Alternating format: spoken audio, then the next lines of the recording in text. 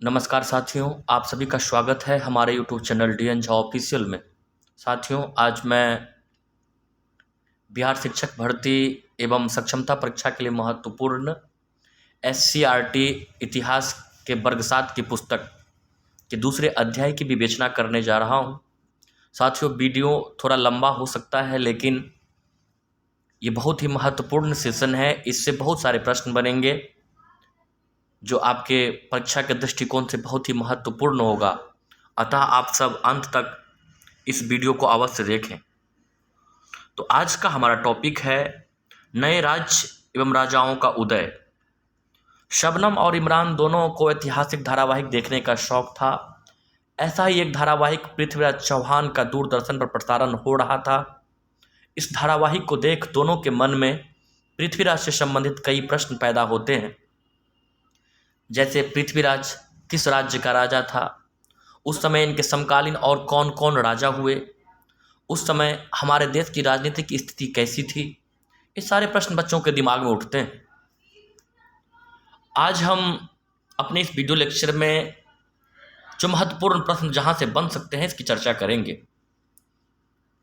तो साथियों, आप यहां देख सकते हैं, आपने पिछले अध्याय में पढ़ा भी है कि भारत के पश्चिमी किनारे पर जो सिंध का क्षेत्र था वहां पर अरबों का आक्रमण होता है, और इसी समय उत्तरी एवं मध्य भारत के राजनीतिक मानचित्र पर राजपूतों का उदय हुआ। सच तो यह है कि गुप्त वंश के पतन के बाद 7वीं से 12वीं सदी के बीच एक नई प्रवृत्ति का उदय हुआ। राजनीति के क्षेत्र में टूट की प्रक्रिया आरंभ हुई, जिसके परिणाम स्वरूप उत्तर और दक्षिण भारत में अनेक छोटे छोटे क्षेत्रीय राज्यों का उदय हुआ। समय समय पर हर्ष जैसे शासकों ने एक बड़े भूभाग पर शासन करने का प्रयास किया, परंतु बाद के शासकों को उसमें आशातीत सफलता नहीं मिली। अंतिम जो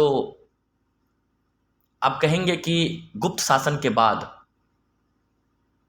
जो भारत एक साम्राज्य के रूप में बहुत बड़े क्षेत्र पर जो गुप्त वंशों का शासन था, उसके बाद शासन सत्ता में टूट होना शुरू हुआ और छोटे छोटे राज्यों का उदय हुआ। इसके बाद हर्षवर्धन वो अंतिम राजा थे प्राचीन भारत में जिन्होंने एक बड़े क्षेत्रों पर शासन किया था।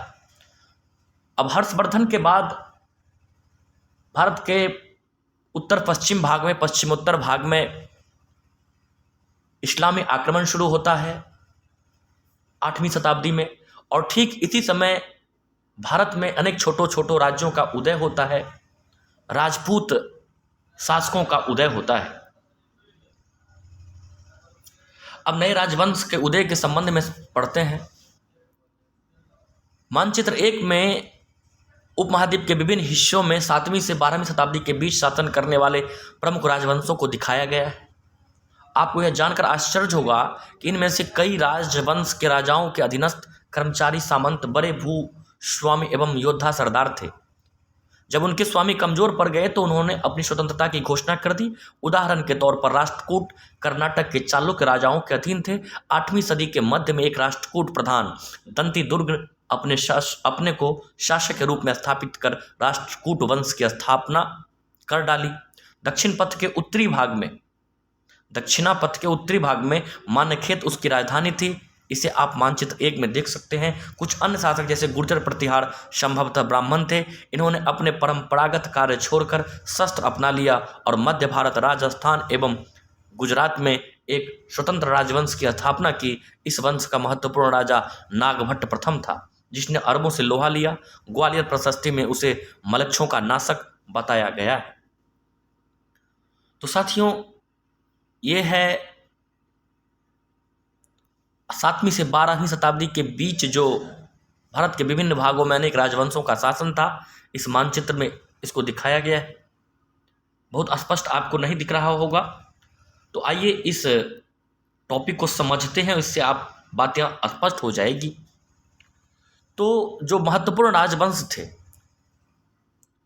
उनमें क्या था कि एक बड़े राजा या राजवंश के अधीनस्थ जो कर्मचारी या सामंत थे, जो कि भूस्वामी थे, योद्धा थे, सरदार थे, तो जब राजाओं का शासन कमजोर पड़ा तो ये सामंत अपने आप को स्वतंत्र घोषित कर दिया।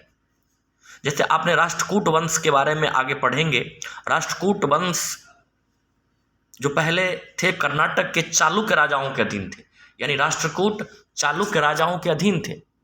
बाद में उसी में से एक व्यक्ति दंती दुर्ग थे जिन्होंने अपने आप को स्वतंत्र स्थापित कर दिया और राष्ट्रकूट वंश की स्थापना कर डाली और मान्यखेत को उन्होंने अपनी राजधानी बनाई। गुर्जर प्रतिहार के बारे में बताया जा रहा है कि संभवतः वे ब्राह्मण थे और परंपरागत कार्य जो ब्राह्मणों का था उसको छोड़कर उन्होंने शस्त्र अपना लिया। राजस्थान एवं गुजरात में स्वतंत्र राजवंश की स्थापना कर डाली और गुर्जर प्रतिहार वंश के एक बहुत ही महत्वपूर्ण राजा हुए नागभट्ट प्रथम,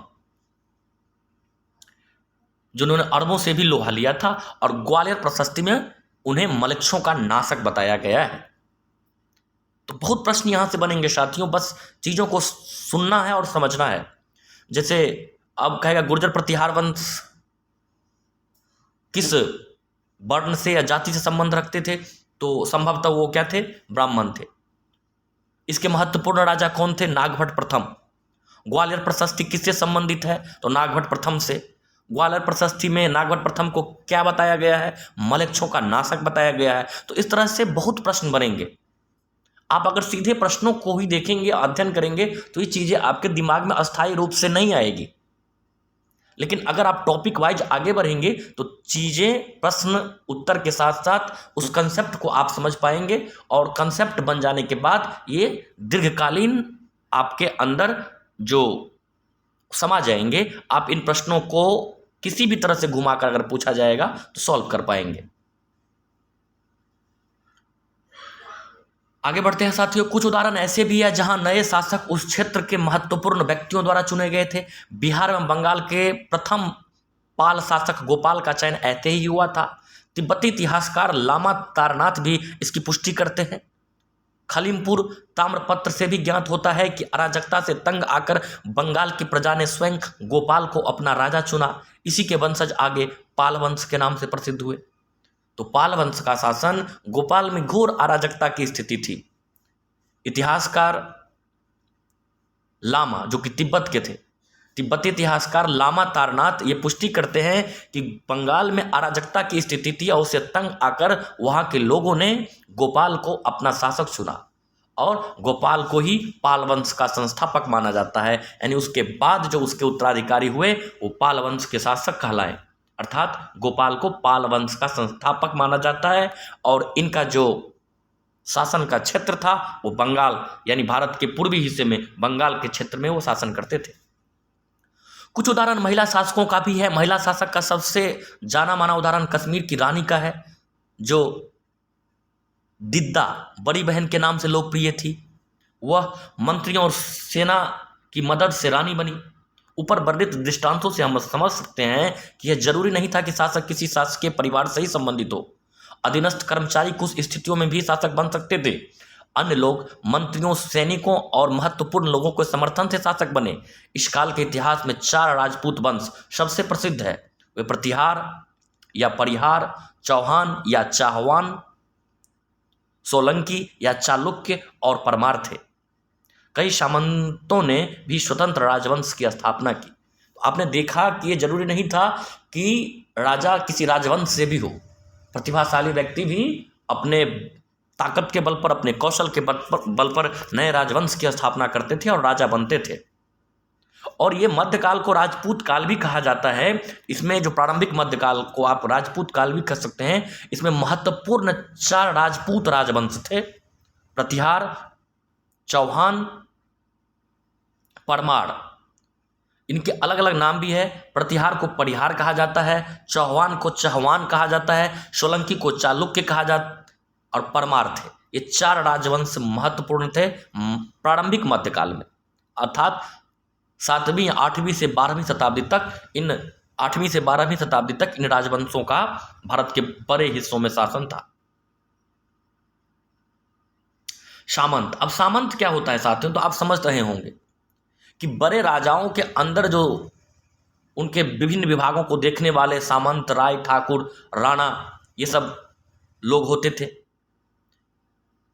और ये पांचवीं शताब्दी से अर्थात 400 ईस्वी से 1000 ईस्वी के बीच में बहुत सारे ऐसे सामंत हुए जो जब उसके राजा कमजोर पड़ते थे तो स्वतंत्र रूप से उन्होंने अपनी सत्ता स्थापित कर ली। बाद में आप ये भी देखेंगे कि 400 से 1000 ईस्वी के बीच में बहुत राजाओं आमतौर पर अपने जो बड़े राजाओं से युद्ध करते थे और बड़े राजाओं के द्वारा पराजित होने के बाद जो शक्तिशाली राजा होते थे उसे अपनी सामंत मानकर छोड़ देते थे और कहते थे कि आप हमारे अधीनस्थ शासन कीजिए। और ये 400 ईस्वी से 1000 ईस्वी के बीच में ऐसा बहुत जो घटनाएं घटित हुई है। विजयी राजा अधिपति कहलाता था। जो राजा विजयी होता था वो अधिपति कहलाता था। जैसे किसी राजा ने किसी राज्य को अपने अधीन कर लिया तो अधिपति कहलाता था। पराजित राजा उसका सामंत कहलाता था। तो सामंत आप समझ गए होंगे। और फिर वही सामंत जब वो राजा कमजोर पड़ते थे तो अपने आप को इंडिपेंडेंट घोषित कर देते थे, स्वतंत्र घोषित कर देते थे। अब इसका एक उदाहरण लिखा हुआ है, समझिए कि परम भट्टारक परमेश्वर महाराजाधिराज श्री भोजदेव के चरणों में रहने वाले महासामंत महाराजाधिराज श्री क्षितिपाल का शासन था।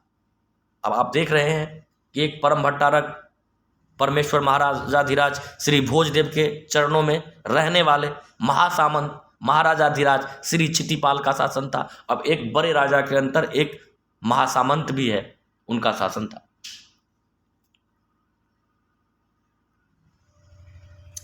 आगे बढ़ते हैं साथियों। तो महत्वपूर्ण प्रश्न जहां से बन सकते हैं इनकी चर्चा करेंगे। अब भूमि के स्वामित्व और उससे संबंधित सेवा की कुछ शर्तों पर आधारित व्यवस्था को सामंतवादी व्यवस्था कहते हैं। एक परिभाषा दिया गया है। अब किसी भूभाग किसी व्यक्ति के अंतर्गत है और वो व्यक्ति राजा के प्रति उत्तरदायी है, तो जो जिन व्यक्ति को भूमि पर शासन करने के लिए कहा गया वो व्यक्ति सामंत हो गए और जिन्होंने आदेश दिया वो राजा हो गए। अब राज्यों में प्रशासन, तो राजा प्रशासन का केंद्र बिंदु अर्थात सर्वशक्तिमान होता था। जैसा कि उनकी बड़ी बड़ी उपाधियां जैसे महाराजाधिराज, राजाओं के राजा, परम भट्टारक, परमेश्वर, त्रिभुवन चक्रवर्ती, 3 भुवनों का स्वामी आदि से बोध होता है। अभिलेख तथा तत्कालीन साहित्य में केंद्रीय शासन से संबद्ध अनेक पदाधिकारियों का उल्लेख है। जैसे संधि विग्रहिक विदेशी विभाग का प्रधान, अक्ष पटालिक आर्थिक या राजस्व मंत्री, भांडागारिक राजकीय भंडार का अधिकारी, महादंडनायक पुलिस विभाग का प्रधान। अर्थात राजा सर्वशक्तिमान था और उसके अंतर्गत विभिन्न पद थे जिसको आप देख सकते हैं कि ये पद सबका नाम मैंने चर्चा किया। आप संधि विग्रहक, अक्ष पटालिक, भंडागारिक, महादंडनायक, ये सब विभिन्न विभाग के पदाधिकारी होते थे। सर्वशक्तिमान होने के बावजूद राजा अपने सामंतों के साथ साथ ब्राह्मणों, किसानों तथा व्यापारी संगठनों के साथ सत्ता की साझेदारी करते थे। प्रायः राज्यों में उत्पादकों का एक वर्ग था जिसमें किसान, पशुपालक एवं कारीगर आते थे। राज्य की आय के अनेक स्रोत थे किंतु मूल स्रोत राजस्व ही था, जिसे राजयोग या उपरिकर कहा जाता था।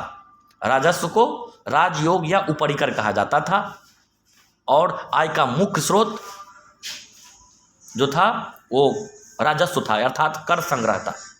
ब्राह्मणों को किसान, व्यापारी संगठनों के साथ राजा साझेदारी करते थे, यानी उनको विश्वास में लेकर आगे चलते थे। अब जो है कि कर का हिस्सा क्या था, तो 1/6 से 1/3 के बीच भूभाग राजस्व देना होता था। इन छठा से लेकर तीसरा भाग तक किसानों को अपनी उपज का 1/6 से 1/3 के भू राजस्व देना होता था। उपरोक्त स्रोत से प्राप्त आय का एक बहुत बड़ा हिस्सा मंदिरों और किलों के निर्माण में लगाए जाते थे। इन संसाधनों का उपयोग युद्धों में भी होता था। राजा लोग प्रायः ब्राह्मणों को भूमि अनुदान से पुरस्कृत करते थे। ये ताम्र पत्रों पर अभिलिखित होते थे जो भूमि पाने वालों को दिए जाते थे। ये ब्राह्मण शासकों के लिए यज्ञ करते थे। वे शासकों के लिए वंशावली भी तैयार करते थे जिससे यह दिखाने का प्रयास करते थे कि शासक किस प्रकार से पुराने और वैभवशाली शासक परिवारों से संबंधित है। अर्थात कह सकते हैं कि ब्राह्मण उन राजाओं का, राजवंशों का इतिहास लेखन करता था, बदले में उसे भूमि अनुदान मिलता था। अब बहुत ही महत्वपूर्ण टॉपिक है कन्नौज के लिए संघर्ष। कन्नौज आप जानते हैं कि वर्तमान में उत्तर प्रदेश में यह क्षेत्र पाया जाता है। तो जैसा कि आप जानते हैं कि भारत पर अरबों के आक्रमण के बाद संपूर्ण प्रायद्वीप में 3 महत्वपूर्ण शक्तियों का उदय हुआ। ये 3 महत्वपूर्ण शक्तियां थी मध्य एवं पश्चिमी भारत के गुर्जर प्रतिहार, दक्कन के राष्ट्रकूट और बंगाल के पाल।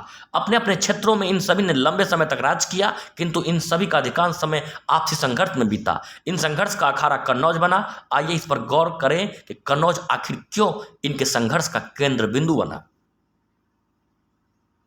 जैसा कि कक्षा 6 में आपने पढ़ा था कि कन्नौज हर्ष की राजधानी थी और उत्तर भारत का एक प्रसिद्ध नगर था। जो इस नगर पर अधिकार कर लेता वह उत्तर भारत के राजा के रूप में प्रतिष्ठित हो जाता था। पालों के लिए मध्य भारत तथा पंजाब और प्रतिहारों एवं राष्ट्रकूटों के लिए गंगा के मैदान में पहुंचने के मार्ग पर कन्नौज से बेहतर नियंत्रण हो सकता था। कन्नौज गंगा के तट पर स्थित होने के कारण नदी मार्ग से होने वाले व्यापार की दृष्टि से उत्तर एवं पूर्वी भारत के मध्य महत्वपूर्ण कड़ी था। तीनों राज्य इस पर संघर्ष में लगे रहे और बारी बारी से इन्होंने कन्नौज पर अधिकार कर लिया। इतिहासकारों ने इसे कन्नौज के लिए त्रिपक्षीय संघर्ष आपने सुना होगा, अर्थात 3 पक्षों का संघर्ष कहा है। तो साथियों आप समझ गए हों, स्पष्ट रूप से मैंने जो पढ़ा वो आपको समझ में आया होगा कि कन्नौज एक बहुत ही महत्वपूर्ण जगह था, केंद्र था, और उस पर अधिकार करने के लिए 3 राजवंश, गुर्जर प्रतिहार जो कि पश्चिम भारत और मध्य भारत से संबंधित थे, दक्कन के राष्ट्रकूट और बंगाल के पाल, ये तीनों इस पर आधिपत्य जमाने के लिए आपस में संघर्ष किए। और वही संघर्ष त्रिपक्षीय संघर्ष या ट्रिपार्टाइट स्ट्रगल कहलाता है। और कन्नौज सामरिक दृष्टिकोण से बहुत महत्वपूर्ण था।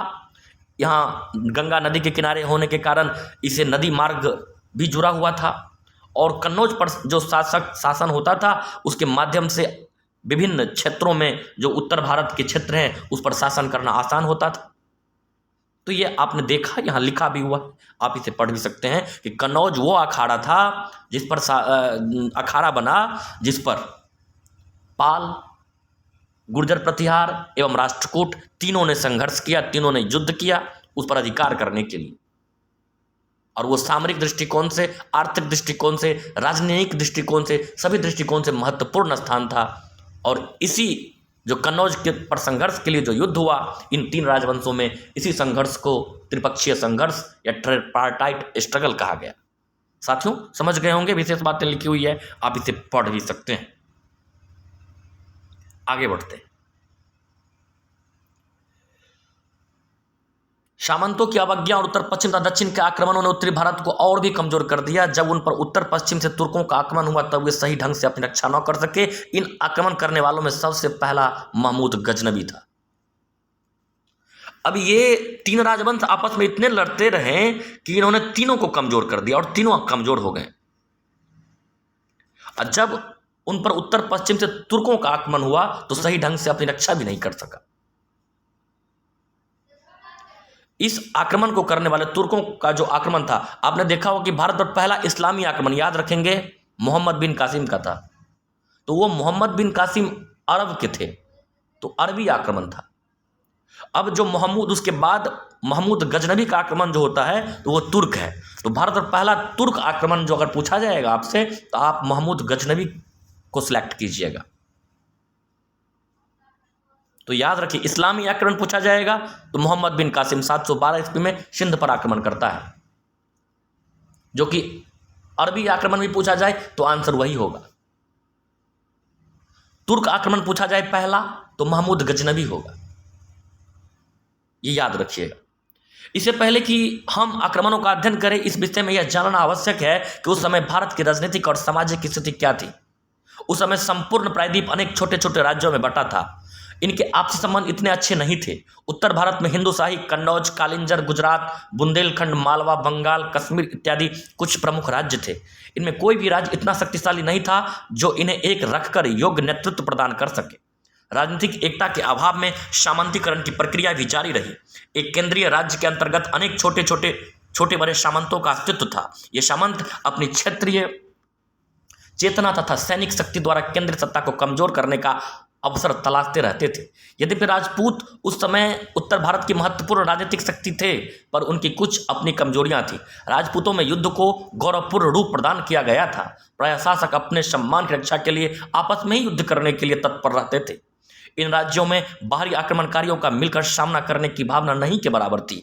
इसके अतिरिक्त दो मुस्लिम राज्य भी थे, मुल्तान का राज्य जिसमें शियाओं का प्रभुत्व था, और मसूरा अर्थात सिंध का राज्य जिसमें अरब वंशी शासक था, जो कि मोहम्मद बिन कासिम के समय में हुआ था। आप समझ गए होंगे साथियों कि कोई बड़ा राज्य नहीं था, आपस में कोऑर्डिनेशन का अभाव था, छोटे छोटे राज्य थे। सामंत जो थे वो अपने राज्य को ही कमजोर करने में लगे हुए थे, वो खुद राजा बनने के प्रयास में लगे हुए थे। राजपूतों के बीच भी आपसी सामंजस्य नहीं था, वो आपस में ही अपने आप को ऊंचा दिखाने के लिए युद्ध करते थे। तो इस तरह से बाहरी आक्रमण को सामना करने की शक्ति भारत के तत्कालीन किसी भी राजाओं में नहीं थी, और अगर आक्रमण हुआ तो वो ठीक से उसका सामना नहीं कर पाए। यही कारण था, यही मुख्य कारण था कि उस समय जो भारत पर जो विदेशी आक्रमण हुआ और विदेशी आक्रांता जो सफल हुए, इसके मुख्य कारण यही थे कि भारत के राजाओं के बीच आपसी कोऑर्डिनेशन का, आपसी तालमेल का अभाव था, और छोटे छोटे राज्यों में वो बटे हुए थे। तुर्क आगमन के समय भारत की सामाजिक दशा भी बहुत अच्छी नहीं थी। तत्कालीन समाज में शासक वर्ग, सैनिक वर्ग एवं आम जनता में तालमेल का अभाव था। राजा और जनता के बीच दूरी काफी अधिक थी। प्रशासन तथा सेना के कुछ पदों पर ब्राह्मणों तथा राजपूतों की अधिकांश नियुक्तियां वंशानुगत होती गई। इनमें एक ओर तो अन्य वर्ग तथा जाति के लोग राज्य के प्रति उदासीन होते गए, और दूसरी ओर अयोग्य व्यक्ति भी उत्तराधिकार के रूप में उच्च प्रशासनिक पद प्राप्त करने लगे। समाज का हर व्यक्ति सैनिक नहीं बन सकता था। देश जैसी व्यापक अवधारणा से आम लोग परिचित नहीं थे। शासकों के बदल जाने से आम जनता को कोई फर्क नहीं पड़ता था। ऐसी परिस्थिति में निम्न वर्ग में संकट के समय में राज्य के लिए कुछ कर सकने की भावना नहीं के बराबर थी। इस काल में परंपरागत 4 मुख्य वर्ण अर्थात ब्राह्मण, क्षत्रिय, वैश्य तथा शूद्र के अतिरिक्त अनेक उपजातियां एवं नई जातियों का प्रादुर्भाव हुआ। वर्ण व्यवस्था ने लोगों की विचारधारा को संकुचित कर दिया और उसमें बाहरी आदान प्रदान के लिए स्थान न रहा। जैसा कि तारीख़ हिंद के लेखक अल-बरूनी ने संकेत किया, हिंदुओं में यह दृढ़ विश्वास था कि भारत के समान और कोई देश नहीं है, कोई ऐसा राष्ट्र नहीं है, कोई राजा नहीं उसके राजा के समान नहीं है, तथा अन्य कहीं भी विज्ञान उनके विज्ञान के समान नहीं है। साथियों, आप समझ गए होंगे ये स्थिति कैसी रही होगी। समाज में विभेद था, राजाओं और जनता के बीच तालमेल का अभाव था, नियुक्तियां वंशानुगत होती गई, शासन व्यवस्था में बड़े वर्गों का यानी उच्च वर्गों का प्रतिनिधित्व था। अब वो उत्तराधिकारी क्षमतावान नहीं भी थे, तब भी वो उच्च पद प्राप्त करने लगे थे।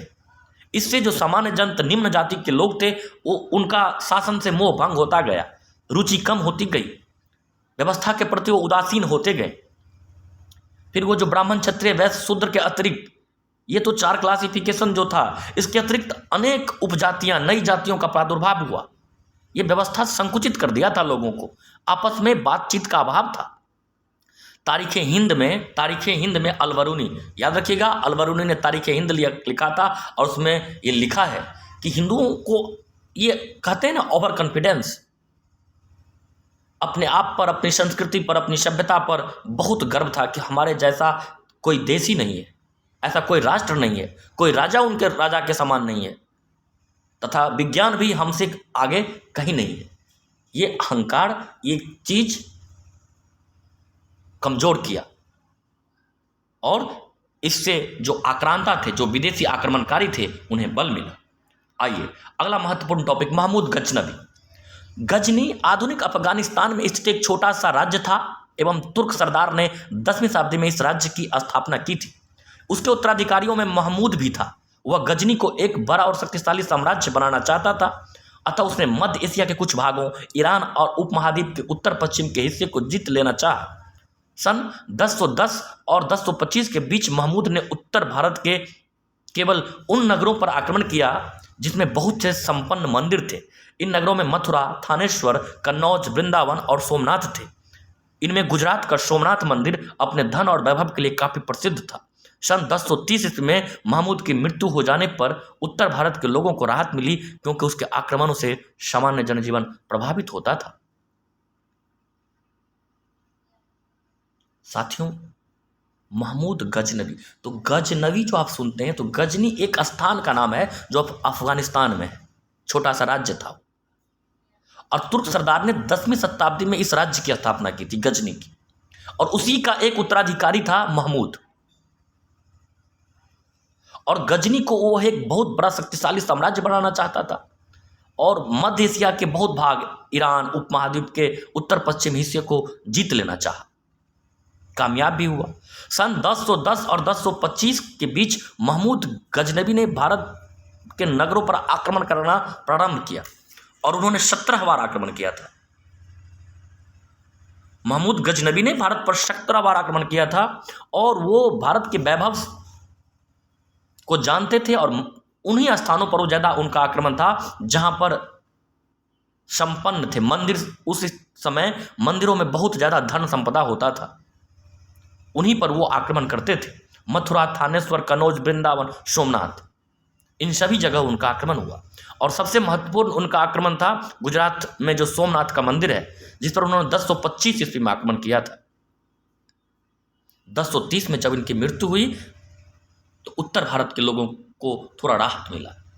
समकालीन इतिहासकारों ने महमूद के भारत आक्रमण के उद्देश्य का विवरण देते हुए लिखा है कि महमूद भारत में इस्लाम धर्म की प्रतिष्ठा को स्थापित करना चाहता था, जबकि कुछ इतिहासकार का मानना है कि महमूद का उद्देश्य भारत में धन लूटना ही था, ताकि इस धन से मध्य एशिया में साम्राज्य विस्तार के लिए सैनिक साधन जुटाया जा सके।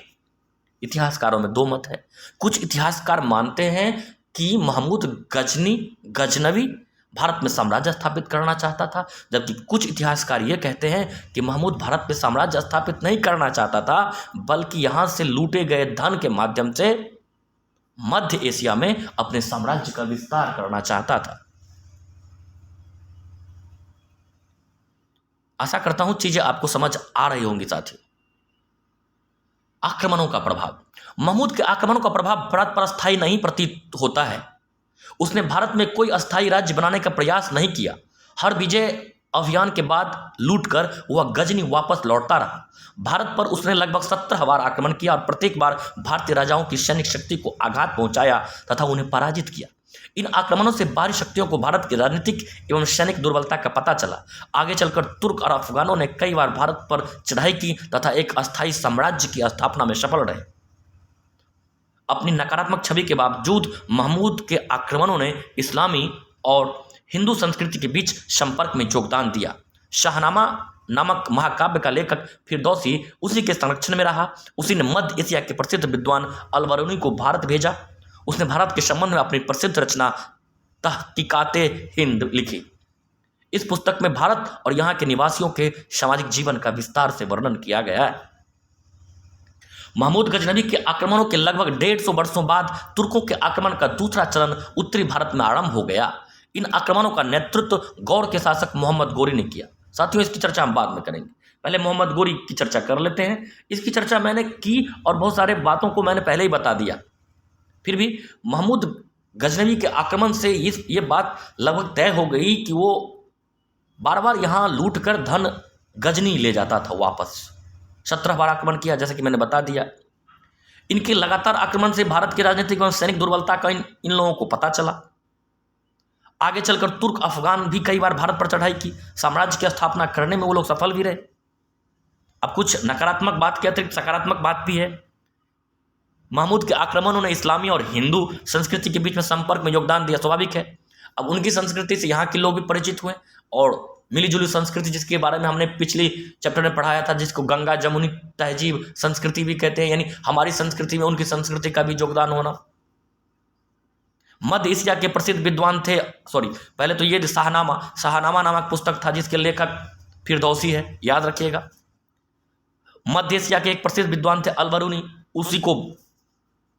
उसी गजनी के समय ही भारत आया था। अब पूछेगा अल-बरूनी किसके समय भारत आया? गजनी के समय उन्होंने ही भेजा था। उसने भारत के संबंध में अपनी प्रसिद्ध रचना, गजनी जो अल-बरूनी का प्रसिद्ध रचना है तहकीकाते हिंद गजनी के अल-बरूनी के द्वारा लिखा गया है। इस पुस्तक में भारत और निवासियों के सामाजिक जीवन का विस्तार से वर्णन किया गया। वो इतिहासकार थे, वो विद्वान थे, उन्होंने लिखा, भारत की शैक्षणिक, राजनीतिक, सामाजिक सभी दशाओं का वर्णन किया। अब महमूद गजनवी के आक्रमण के लगभग 150 वर्षों बाद तुर्कों के आक्रमण का दूसरा चरण उत्तरी भारत में प्रारंभ हो गया। इन आक्रमणों का नेतृत्व गौड़ के शासक मोहम्मद गोरी ने किया। उनकी इच्छा केवल लूटमार करने की ही नहीं थी, बल्कि वह उत्तर भारत को भी जीतकर अपने राज्य में मिला लेना चाहता था। मोहम्मद गोरी के अभियान बड़े व्यवस्थित होते थे। उसने यह महसूस किया कि मुल्तान और सिंध को केंद्र बनाकर भारत के भीतरी भाग को नहीं जीता जा सकता है। अतः उसने भारत के विजय का केंद्र पंजाब को बनाया। पंजाब विजय के फलस्वरूप उसने राज्य की सीमा अजमेर और दिल्ली के राजा पृथ्वीराज चौहान की राज्य की सीमा से स्पर्श करने लगी। 1191 ईस्वी में भटिंडा के निकट तराइन गांव के मैदान में हुए प्रथम युद्ध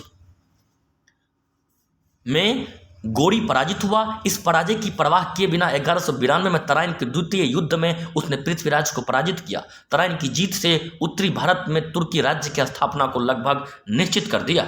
गौरी के भारत पर आक्रमणों के दूरगामी परिणाम हुए। इसके फलस्वरूप दिल्ली सल्तनत की स्थापना हुई, जिसके बारे में आप आगे विस्तार से पढ़ेंगे। तो साथियों, अब मोहम्मद गजनवी के आक्रमण के लगभग 150 वर्षों बाद तुर्क आक्रमण का दूसरा चरण प्रारंभ हुआ और इसके नेतृत्वकर्ता जो थे वो मोहम्मद गौरी थे। तो गौरी जो है, मोहम्मद गौरी एक गौड़ का शासक था। गौड़ एक क्षेत्र था, एक जगह था, वो अभी अफगानिस्तान में ही क्षेत्र था गौड़। तो गौड़ के होने के कारण इसका नाम मोहम्मद गौरी पड़ा। और मोहम्मद गजनवी के विपरीत इनका उद्देश्य थोड़ा अलग था। वो भारत में अपनी सत्ता को स्थापित करना चाहता था और मुल्तान और सिंध जो उसका पहले केंद्र था, उसको अब वो बदलकर पंजाब को अपनी विजय का केंद्र बनाया और अपनी सीमा को धीरे धीरे बढ़ाया, अजमेर और दिल्ली तक लाया। और इसी क्रम में 1191 में भटिंडा के निकट एक गांव है तराइन, वहां प्रथम युद्ध होता है, जिसको तराइन का प्रथम युद्ध कहा जाता है, 1191 में मोहम्मद गोरी और पृथ्वीराज चौहान के बीच। इसमें मोहम्मद गोरी की पराजय होती है, लेकिन वो अपने पराजय की परवाह किए बिना फिर एक साल बाद 1192 में उसी मैदान में, तराइन के मैदान में दूसरा युद्ध होता है मोहम्मद गोरी और पृथ्वीराज चौहान के बीच, और वो पृथ्वीराज चौहान को पराजित करते हैं। तराइन की जीत से पूरे उत्तरी भारत पर अब तुर्की राज्य की स्थापना लगभग निश्चित हो गई।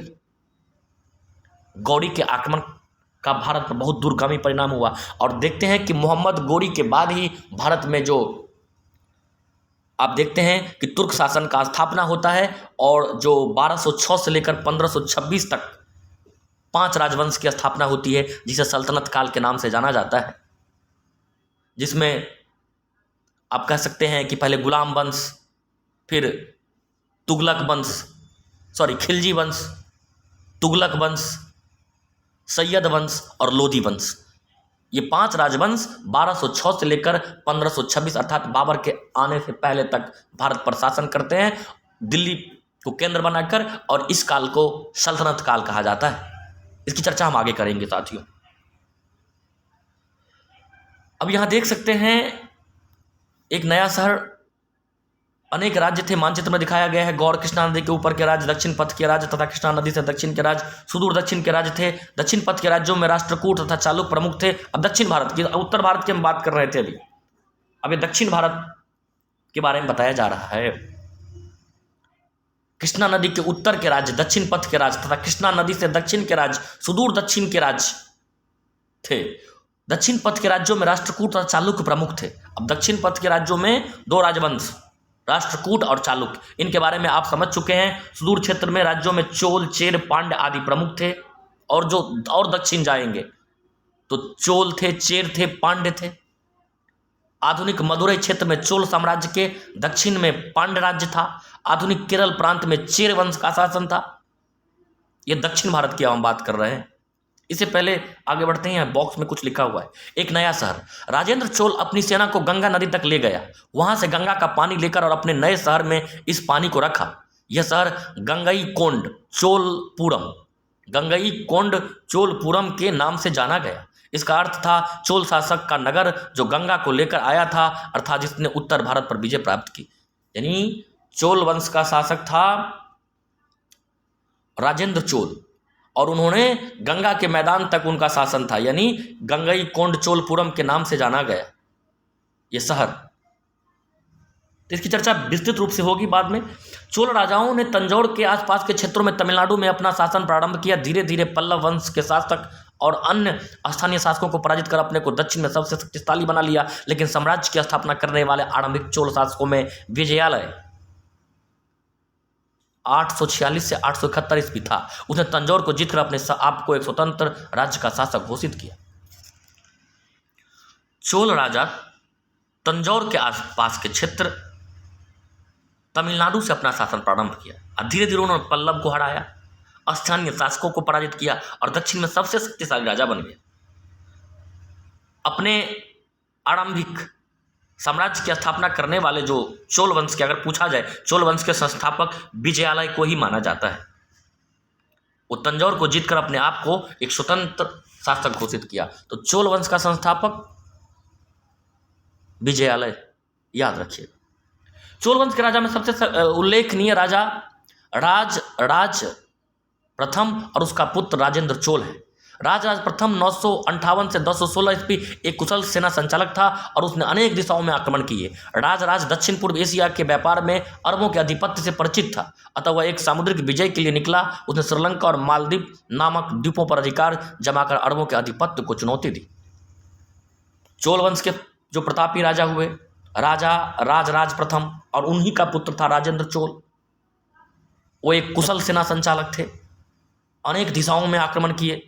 दक्षिण पूर्व एशिया पर जो अरबों का आधिपत्य था उसको भी उन्होंने चुनौती दी। अपने समुद्री विजय के लिए निकला। श्रीलंका, मालदीव नामक द्वीपों पर अधिकार भी अपना जमा लिया।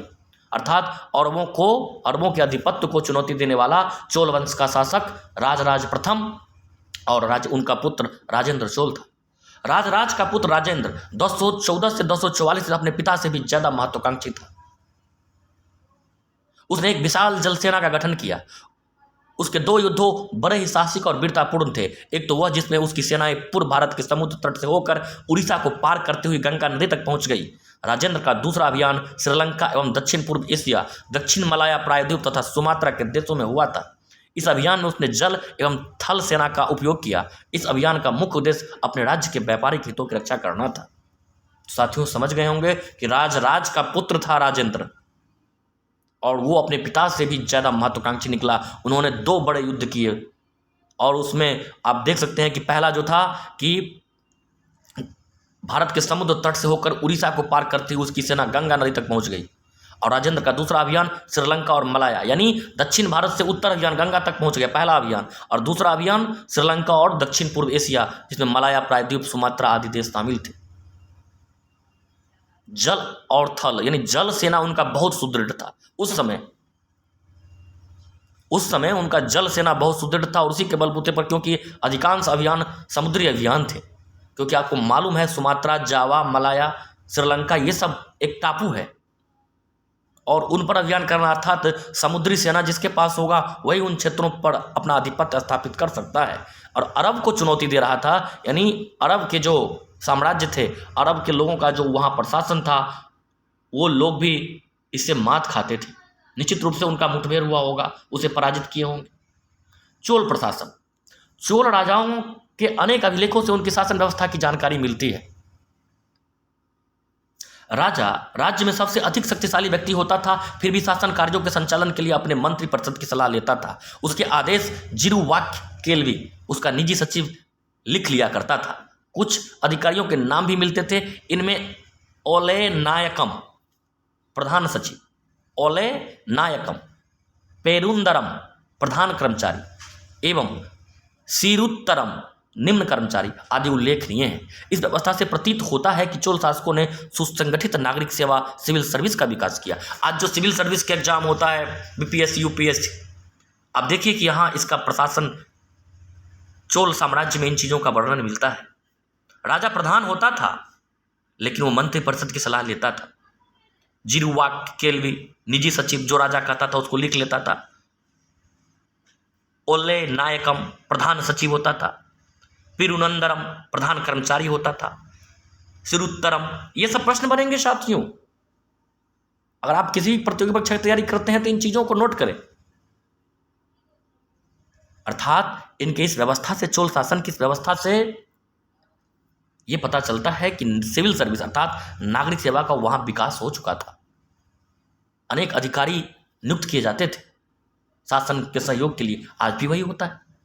संपूर्ण चोल राज्य को राष्ट्र कहा जाता था। प्रशासन की सुविधा है तो संपूर्ण राष्ट्र कई इकाइयों में बंटता, जिन्हें मंडलम कहा जाता था। प्रत्येक मंडलम कोट्टम कमिश्नरी और प्रत्येक कोट्टम नाडु जिला में बटा था।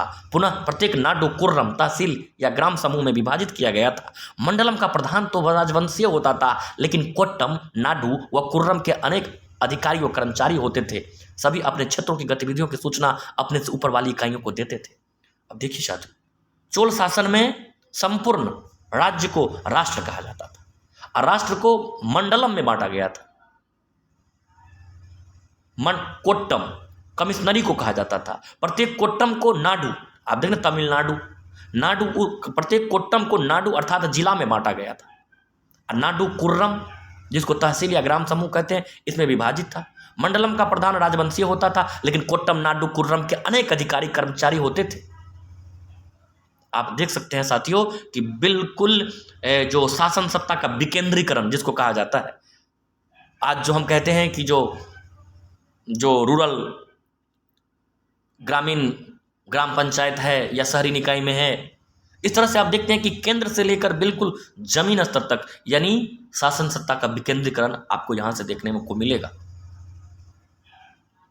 ग्राम स्वशासन, गांव का स्थानीय स्वशासन चोल शासन प्रणाली की प्रमुख विशेषता थी। बहुत से गांव में शासन का संचालन राज्य के कर्मचारियों के द्वारा न कर स्वयं गांवों द्वारा किया जाता था। यहां 3 प्रकार की ग्राम सभाओं का उल्लेख मिलता है, यानी ग्राम स्वशासन भी था और वो 3 प्रकार के थे। उर जो था वो सर्वसाधारण लोगों की ग्राम सभा थी। साधारण लोगों की ग्राम सभा उर। सभा या महासभा, गांव के वरिष्ठ ब्राह्मणों जिन्हें अग्रहार कहा जाता था की सभा। सर्वसाधारण सभी लोगों की सभा उर। वरिष्ठ ब्राह्मणों की सभा, सभा या महासभा, जिसको अग्रहार, गांव के वरिष्ठ ब्राह्मणों जिन्हें अग्रहार कहा जाता था, उसकी सभा को सभा या महासभा कहा जाता था। और नगरम, नगरम जो था व्यापारी समुदाय की महत्वपूर्ण प्रशासकीय सभा थी। निश्चित रूप से साथियों आप बहुत महत्वपूर्ण बिंदु को देख रहे हैं, इसे आप एकाग्र होकर सुने, बहुत सारे प्रश्नों का आंसर आपको मिलेगा। ग्राम सभा शासन कार्यों के संचालन के लिए कई समितियों का गठन करती थी, जैसे सामान्य प्रबंध समिति, उपवन समिति, सिंचाई समिति, कृषि समिति, शिक्षा समिति, लेखा जोखा समिति आदि। समिति के वरीयम कहते थे, समिति को वरीयम कहते थे। याद करने वाली बात यह कि चोल प्रशासन में समिति को क्या कहा जाता था? वरीयम। ब्राह्मणों की सभा को, ब्राह्मणों को जिन्हें अग्रहार कहा जाता था, उन ब्राह्मणों की सभा को सभा या महासभा कहा जाता था। सर्वसाधारण की सभा को उर कहा जाता था। व्यापारियों की सभा को नगरम कहा जाता था। समिति को वरीयम कहा जाता था। यही प्रश्न बनते हैं। जैसे मंदिर तथा अन्य सार्वजनिक स्थानों को देखरेख, व्यापार की सुविधा के लिए राजपथों का निर्माण एवं मरम्मत, सिंचाई, सफाई आदि। सभा के सदस्यों का चुनाव लॉटरी द्वारा किया जाता था। समिति के सदस्यों के लिए कुछ योग्यताएं निश्चित की गई थी। इसकी जानकारी उत्तर मेरूर की अभिलेख से मिलती है। ये बातें हवाई नहीं है। उत्तर मेरूर का अभिलेख ये बातें बताता है कि देखिए अधिकारियों की नियुक्ति के लिए योग्यताएं निश्चित थी, फिर लॉटरी की भी व्यवस्था थी। ये सारी व्यवस्थाएं यानी बिल्कुल डेमोक्रेटिक वे में काम चल रहा था साथियों। अब है अभिलेख। तमिलनाडु के चिंगलपूर जिले के उत्तर मेरूर अभिलेख के अनुसार सभा की सदस्यता के लिए इच्छुक लोगों को ऐसी भूमि का स्वामी होना चाहिए जहां से भू राजस्व वसूला जाता है। उनके पास अपना घर होना चाहिए। उनकी उम्र 35 से 70 के बीच होनी चाहिए। उन्हें वेदों का ज्ञान होना चाहिए। उन्हें प्रशासनिक मामलों की अच्छी जानकारी होनी चाहिए और ईमानदार होना चाहिए। यदि कोई पिछले 3 सालों से में किसी समिति का सदस्य रहा हो तो वह किसी और समिति का सदस्य नहीं बन सकता। जिसने अपने या अपने संबंधियों की खातिर राजस्व जमा नहीं कराए हैं वह चुनाव नहीं लड़ सकता। बिल्कुल टैक्स पेयर हैं वही लोग भाग लेंगे। ये तमिलनाडु के चिंगलपुट जिले में उत्तर मेरूर का अभिलेख है। इनमें ये सारी बातें लिखी हुई है साथियों, आप भी एक बार पढ़ लीजिएगा। भव्य मंदिर। अभी आपने चोल साम्राज्य एवं कुछ विशेषताओं को देखा।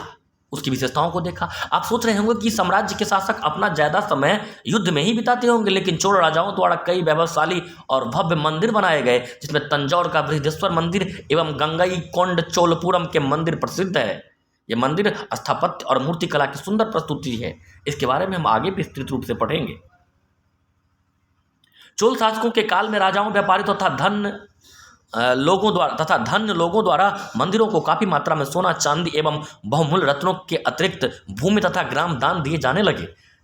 इससे मंदिर के कर्मचारियों, मंदिर के लिए काम करने वाले जैसे पुरोहित, मालाकार, बावर्ची, मेहतर, संगीतकार, नर्तक आदि की संख्या में प्रभाव वृद्धि हुई। इन कर्मचारियों को उनकी सेवा के बदले अनाज तथा बाद में भूमि भी दी जाने लगी। मंदिरों द्वारा भूमि हस्तांतरण करने के कारण मंदिर की आर्थिक व्यवस्था में सामंती प्रवृत्तियों का समावेश होता गया। हस्तांतरित भूमि से अतिरिक्त कर की मांग से किसानों की परेशानी बढ़ी। इसके साथ ही केंद्रीय सत्ता के कमजोर होने पर सामंती ढांचे की आर्थिक व्यवस्था और मजबूत होती गई। चोल राज्यों का मंदिर सामाजिक कार्यों का केंद्र भी था। उत्सवों और धार्मिक त्योहारों पर आसपास के क्षेत्रों के लोगों के एकत्र होने का स्थान मंदिर ही था। मंदिर में ही ग्राम सभाएं अपनी बैठकें किया करती थी। मंदिर के प्रांगण में ही विद्यालय लगता था। आमतौर पर ब्राह्मण ही पढ़ते और पढ़ाते थे। इन्हीं विद्यालयों में पांडुलिपियां सुरक्षित रखी जाती थी। समझ गए होंगे साथियों, मंदिर की विशेषता नहीं, मंदिर केंद्र में था। और जो चोल शासक थे वो बृहदेश्वर मंदिर और गंगई कोंड चोलपुरम मंदिर, ये दो मुख्य मंदिर थे जो चोल शासकों के द्वारा बनाए गए। यहाँ आप तस्वीर में भी बृहदेश्वर का तंजावुर का बृहदेश्वर मंदिर को देख सकते हैं। और मंदिर सामाजिक व्यवस्था का केंद्र था। वहाँ विभिन्न प्रकार के लोग, पुरोहित, काश्तकार, कारीगर, विभिन्न जिसके पास जो कलाएं थी, जिनके वो जानकार थे, सारी चीज़ें वहाँ होती थी। शिक्षा भी वहीं दिया जाता था। और एक महत्वपूर्ण बात यहाँ लिखा हुआ है कि शिक्षा देने लेने ये काम सामान्यतः ब्राह्मण के द्वारा ही संचालित किए जाते थे। तो आप समझ गए होंगे साथियों, कृषि और सिंचाई की भी ऐसी व्यवस्था थी। इसको आप पढ़ लेंगे, देख लेंगे, कोई बातें ऐसी नहीं है जो समझ में नहीं आए। नई जो चीज़ है, नदी, 9वीं शताब्दी तमिलनाडु का एक जल द्वार, हौज से नदी की शाखाओं में पानी के प्रवाह का इसके जरिए नियंत्रित किया जाता था। इस पानी से खेत सींचे जाते थे। ये तालाब का चित्र है, यहाँ देखिए, 9वीं शताब्दी का तमिलनाडु में जल द्वार मिला है। अब अनिकट शब्द तमिल के दो शब्दों से मिलकर बना है साथियों, अरनी अर्थात बांध और कट्टू अर्थात निर्माण। अनिकट, अरनी बांध, कट्टू निर्माण। चोल शासकों के समय कावेरी नदी पर बांध बनाया गया। अनिकट कावेरी नदी के पानी को सिंचाई के लिए प्रयोग करने का प्रथम प्रयास था। अनिकट शब्द तमिल के दो शब्द से बना है, अरनी अर्थात बांध, कट्टू अर्थात निर्माण। और चोल शासक के समय कावेरी नदी पर एक बांध बनाया गया, अनिकट बांध, जो सिंचाई के लिए प्रयोग किया जाता था। अब साथियों, यहाँ आप देख सकते हैं जो महत्वपूर्ण बातें हैं उनको हम चर्चा कर ही रहे हैं। अब नए राजवंश है पाल वंश। जैसा कि आपने देखा कि 8वीं शताब्दी के मध्य पूर्वी भारत पर मैंने बता दिया था कि पूर्वी भारत पर जो इस वंश का हुआ उदय, वहाँ पर धर्मपाल, देवपाल, महिपाल जैसे अनेक राजा हुए इस पाल वंश में। संस्थापक गोपाल थे। उन्होंने त्रिपक्षीय संघर्ष में भाग लिया। संभवतः बिहार का मुंगेर इसकी राजधानी थी। यानी पाल वंश का राजधानी का पूछा जाए तो संभवतः बिहार का मुंगेर, क्योंकि ये आप जानते हैं कि बिहार के पूर्वी भाग में पड़ता है मुंगेर। पाल शासकों का काल कला, कौशल, स्थापत्य, शिक्षा के लिए विख्यात है। यहाँ हम उनकी मूर्ति कला, उनकी शिक्षा में दिए गए योगदानों की विशेष रूप से चर्चा करेंगे। देख सकते हैं कि भगवान बुद्ध की मूर्ति पाल कला से संबंधित है, वो लोग इसके लिए विख्यात है। में ज़्यादातर बुद्ध की मूर्तियाँ थी। ब्राह्मण, जैन एवं अन्य देवी देवताओं की मूर्तियाँ भी मिली है। पूर्वी भारत की इस विशिष्ट मूर्ति कला में काली स्लेटी रंग के कसौटी पत्थर का उपयोग किया गया है। यानी पाल शासक के द्वारा जो विशिष्ट मूर्ति कला थे उसमें काले स्लेटी रंग के कसौटी पत्थर का उपयोग किया गया है।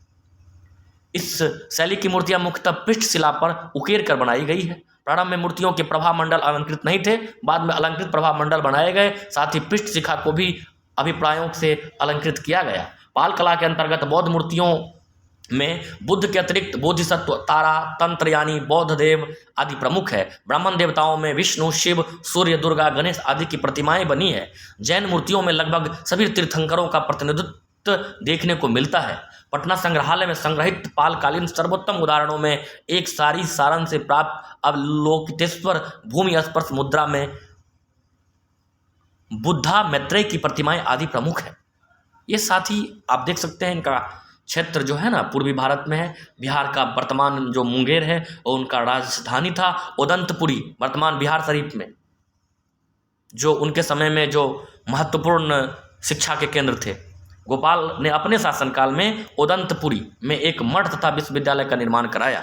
उदंतपुरी विश्वविद्यालय के निर्माता पाल वंश के शासक गोपाल थे, जो वर्तमान में बिहार के बिहार शरीफ में है। धर्मपाल ने आज के भागलपुर जिले में विक्रमशिला विश्वविद्यालय का निर्माण करवाया। धर्मपाल ने आज के भागलपुर जिले में विक्रमशिला विश्वविद्यालय का निर्माण करवाया था। उसने नालंदा महाविहार को भी दान दिया। याद रखिएगा, गोपाल उदंतपुरी की स्थापना की, जो कि पाल वंश के संस्थापक थे महाविद्यालय। और गोपाल के बाद धर्मपाल ने विक्रमशिला विश्वविद्यालय की भागलपुर में जो है उसकी स्थापना की। और नालंदा, जिसको आपने देखा नालंदा गुप्त काल में जो में उसकी स्थापना हुई थी, इसको भी उन्होंने, नालंदा महाविहार को भी उन्होंने दान दिया। तो साथियों, अब कुछ प्रश्न है जिसकी चर्चा मैंने कर ली है। अगर इस प्रश्न चैप्टर को आप ध्यान से सुनते हैं तो बहुत सारे प्रश्न बनेंगे, जो कि प्रतियोगी परीक्षाओं के लिए बहुत महत्वपूर्ण होगा। अब आइए कुछ प्रश्न है देख लेते हैं। सोमनाथ मंदिर गुजरात में है। पाल वंश बंगाल पर शासन करते थे। गोपाल लोगों द्वारा चयनित शासक था बंगाल में। जब अराजकता की स्थिति थी तो गोपाल को लोगों ने राजा बनाया और उसे पाल वंश का संस्थापक भी माना जाता है। कन्नौज त्रिपक्षीय संघर्ष का केंद्र बिंदु था। उसी स्थान पर सभी लड़ते थे, उसी स्थान को पाने के लिए। और मध्य भारत में गुर्जर प्रतिहार का शासन था। वीडियो कैसा लगा कमेंट बॉक्स में अवश्य बताइएगा। वीडियो थोड़ा लंबा था, देखने के लिए आप सबका बहुत बहुत धन्यवाद। और इसी तरह से आपके बीच विषय वस्तु को लेकर आते रहेंगे। फिर मिलते हैं अगले वीडियो में। आप सभी का बहुत बहुत धन्यवाद।